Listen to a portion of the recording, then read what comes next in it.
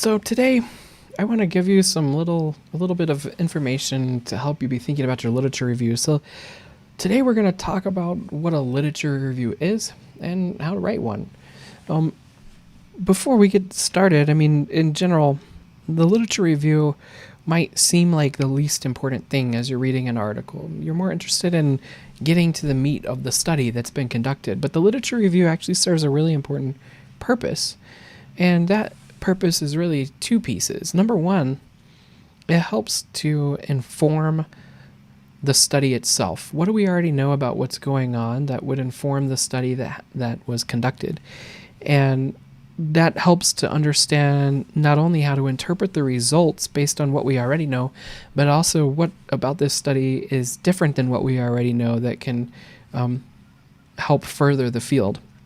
The second thing is that it helps produce a rationale for why the study is being conducted in the first place.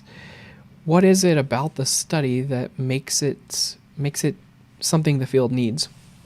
So, and the latter part of this is what you're going to be focusing most on at this point.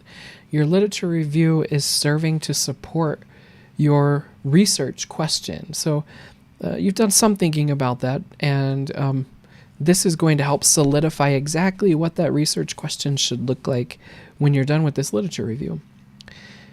So as we start to think about this, a helpful metaphor is to think about a literature review as similar to a walk through a bar or a walk through a coffee shop, or as this video that we're about to watch, they talk about it as a walk through a banquet hall.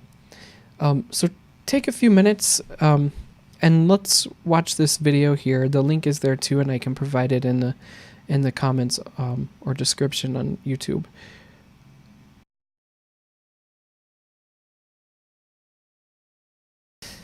All right, so hopefully that's helpful. Take a minute and think about what you just saw. So, and let's reinterpret this for just a moment to be not about connecting to your research question, but rather connecting to your interest area narrowly defined, okay? Because that video was created for the person who already has a research question for a study they will conduct. Do you see the difference here? So they're talking about a research question that will be for a study that someone will conduct, as opposed to something that is focusing your attention on reading. Okay. Your goal is that a research question comes out of your search for the literature in an area that you've already narrowly defined and have been spending time reading about. So, now imagine that you're writing this literature review. So, I mean, even just think about for a moment the things that are within your annotated bibliography. And think about how you might break that up into categories of different types of things that people are saying. Categories that cut across articles, right? And so those types of categories or those themes are going to be sections within your literature review. And each of those sections is like the tables that they're talking about. So within those sections, those people are sort of talking to each other in a way because they're saying things around the same ideas. And so your job in the literature review is to figure out what those sections might be, what those tables are, what those categories, those themes are.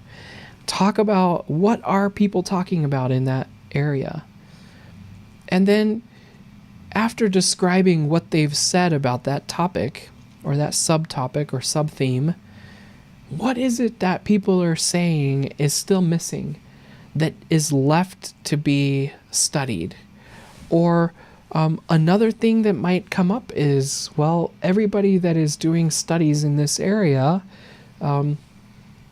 their findings are all associated with quantitative surveys, or all of these studies are done with focus interviews, or maybe there's a particular method that limits in some way what they can actually find. So that's helpful too, because it could inform the method that you choose to use. If most of the studies have been quantitative in nature, maybe that opens the door for you to pursue an in-depth case study where you focus on one individual, or to do an interview-based study with multiple people, to conduct classroom observations, that kind of thing. So that can come in multiple forms. It could be what research they're saying needs to be done. It could be in terms of even the population of people they've studied. Maybe everyone that has been studied so far has all been in a specific location or of a specific demographic, and so we need to broaden that out a little bit.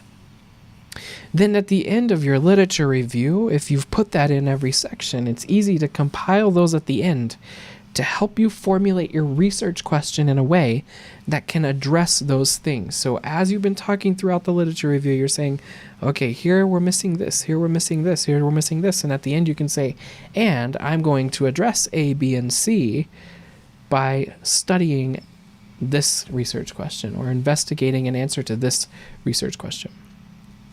And the research question doesn't have to address all of it, but it gives you some options in how you want to write that research question. All right. So before we move to that, just think for a little bit about gaps that you've seen in your own reading. This might be something you can use the literature review channel in Discord to do. Think about what are the possibilities there. What have you already seen? If you see something, you're not sure if it's a gap, just take a screenshot of it or type an example and get some feedback. Let's get some ideas rolling and make sure you're feeling confident about what that might look like. Some ways that are helpful to do this are using literature review maps to help identify categories. This is discussed in the textbook in Creswell and Creswell in chapter 2 a little bit. And in general, I've seen a couple of different ways this is done.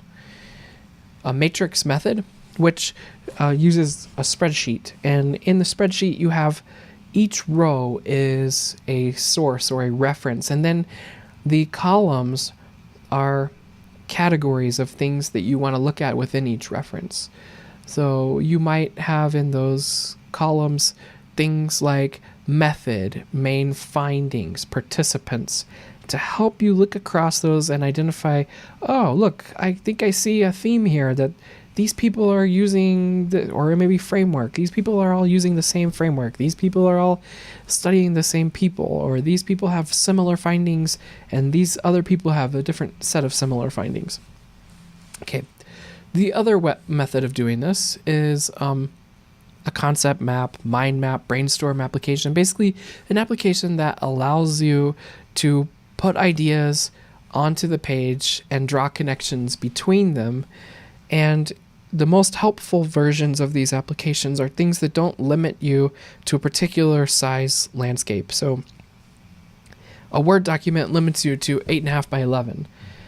When you're doing something like this, it's nice to have infinitely zoomable space or expanding space. So here's a few that I've used before. Scapple, I think maybe Mac only. Last time I checked, it was about $7 for a perpetual license. Not too bad. And I'll show you an example of what that looks like in a minute. Another one is Inspiration. This is a more common one that's used. The last time I checked, the web version was about $6 per month. The desktop version was $40 for perpetual license. And the desktop version that I have now is about to become defunct if I upgrade my Mac to Catalina, so I'm not sure if they have a newer version out yet. So you might want to check that before you go with the desktop version. But that actually is my favorite one that I've used. And there's several of these that are free online. You could even use something like Prezi. It is infinitely zoomable. You can easily put boxes with text inside of them on the screen. The arrows may not be as simple, but there are ways to do that, at least to help you in thinking about it. So this is something that's a tool for you as you're thinking about writing. And I do think these are very helpful to use. All right. So as I show you what these look like, I would like you to start thinking about how you could create your own. And it will be helpful for you to go ahead and start looking through your annotated bibliography. That is a pretty short document. You've got a small condensed descriptions of each of those that could be helpful to start putting some ideas on the page. So that being said, let's go to Scalpel first. So this was done really to help me identify some ideas related to hypothesis testing. So across the top, I just simply listed all of the sources that I had found that were on this topic of how students engage in the idea of hypothesis testing in statistics, how they learn it, what we know about how students learn this. And underneath, I don't know if you can see this very well, but I put very short descriptions to help me remember what this was about. So like this source here, Castro Sotos, 144 intro stat course students in Spain, across departments of math, medicine, business studies. And these are things that I added later because I wanted to make sure that I had a description that made sense and could keep them straight. So this was more for me. But then if you look down here, what I did is I put topics. So in the middle of this one, it says p-value. So here it says types of misconception. I have p-value. I have alpha level or significance level. I have null hypothesis tests. So those were three major misconceptions that have been documented in the literature that students struggle with. They have misconceptions about p-value. And then around the outside of that, I put these boxes to say, oh, in Delma 2007, this is what they found about students' misconceptions around p-value. And then at the bottom, I put a little description. This shows many students do not recognize their own contradictory beliefs about p-value. Above that, I put three different things here from Castro-Sotos article, Haller and Strauss article. And then look at this. Castro and Sotos shows up again because Castro and Sotos also talked about null hypothesis tests, which is related to the idea of p-value, but they had specific findings about this, which also was something that was found in Delma 2007 and in this Falk and Greenbaum 1995 article. And then alpha level or significance level, there was two different sources for that and different findings. So people or articles can cut across different subcategories of something. So if I zoom back out again, I also had here, I wanted to make sure that I defined what a misconception was. So I had two sources that I was really borrowing from to help define that in the literature.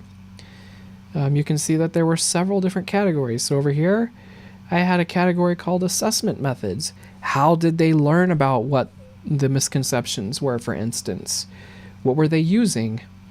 Over here, possible reasons for misconceptions. So in these articles, they said there's these misconceptions, and then they offered reasons why they thought the misconceptions existed. So I documented those separately.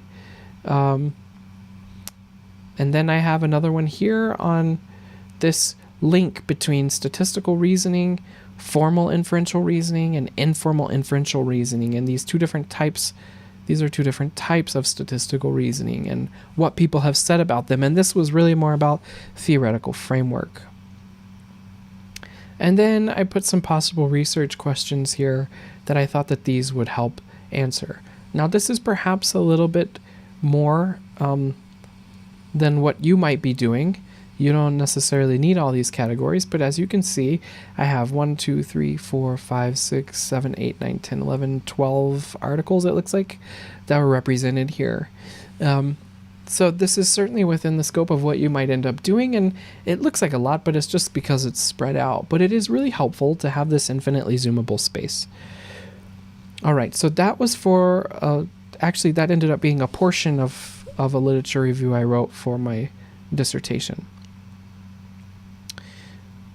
Another tool that I've used is inspiration. And inspiration is also infinitely zoomable, and there's tools to create these boxes. So I'm going to zoom in up here at the top, if I can remember how to zoom.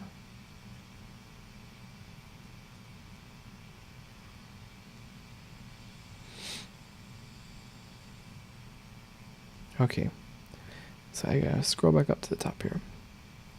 All right, so whenever I made this, I was trying to understand how to create an assessment to understand kids thinking in early algebra concepts.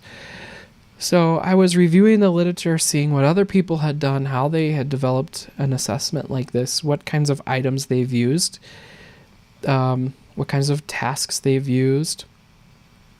So I have Math Snacks key concepts. So this was a part of the Math Snacks. If you don't know anything about that, they create games, mathematical games, and lessons. So we had these 3 key concepts as part of that project. And then I found that this person's work, Maria Blanton's work, had been really helpful in understanding how other people are thinking about these same key concepts. So I was connecting them to one another here by recognizing that they have sort of alignment between these ideas, or really these are more subcategories of Blanton's big ideas. And then I put a little quote there. And then off to the side, so I have those ideas there. And then off to the side, I have, okay, here's somebody's assessment tool. And here's the different components of that assessment tool. And then underneath it, I have some of the actual items here. And I literally just dropped in a page of the PDF onto the screen. These are basically screenshots. And then if we go down a little farther, we have the big ideas from Blanton. And then her assessment items are down here as well that she used in her study. And so I was trying to draw connections between ideas and figure out where they fit in with these big ideas. And then here's the items, the specific items that were on the Matthews assessment. So these kinds of tools are really helpful. You can put most of the time you can drop images and stuff. Some of them I think even have video support onto the screen to help you draw connections between things and figure out what these categories of ideas might actually be and what can fit within them so that you can talk about them. What your literature review should not do is simply go, study A, here's what they found. Study B, here's what they found. Study C, here's what they found. That is not what it should look like. All right, so as you're thinking more about this, let's go back to here. On Canvas, I have added to the module description, and I believe also to the description for Literature Review Part 1, I've added PDFs of the 2 maps that I've just shown you, concept maps, so you can see them. I have also added 2 examples of literature reviews that people have written along with my initial feedback to them.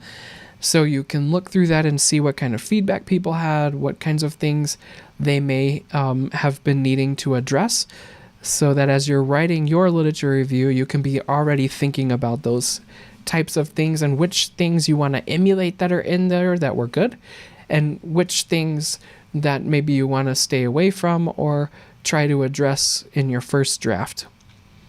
That's it. Any questions you have, feel free to reach out directly to me or tag me in Discord, and we can have conversations there as well. All right, and I hope that things are going well with you're thinking about this literature review, and let me know how things are going.